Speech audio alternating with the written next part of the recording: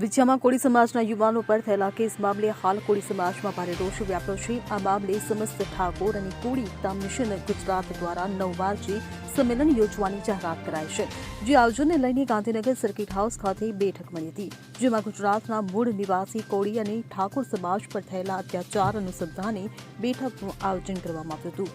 ગુજરાતમાં રહેતા તમામ કોળી અને ઠાકોર સમાજના લોકોને વિછિયા ખાતે આમંત્રણ અનુસંધાને આ બેઠક યોજાઈ હતી. બેઠકની શરૂઆતમાં તે કેટલાક યુવાનોએ પોતાના સમાજના આગેવાનો સામે પ્રશ્નો ઉભા કર્યા હતા અને ઉગ્ર બોલાચાલી થઈ હતી.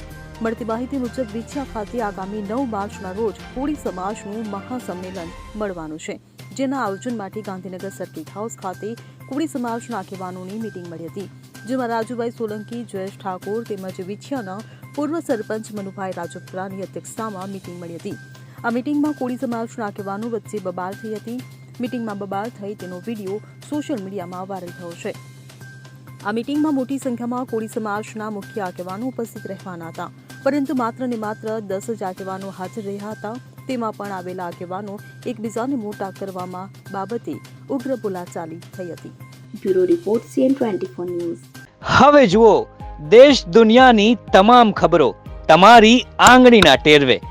ઉઠાવો મોબાઈલ અને Google Play Store પરથી ડાઉનલોડ કરો અમારી CN24 ન્યૂઝ મોબાઈલ એપ.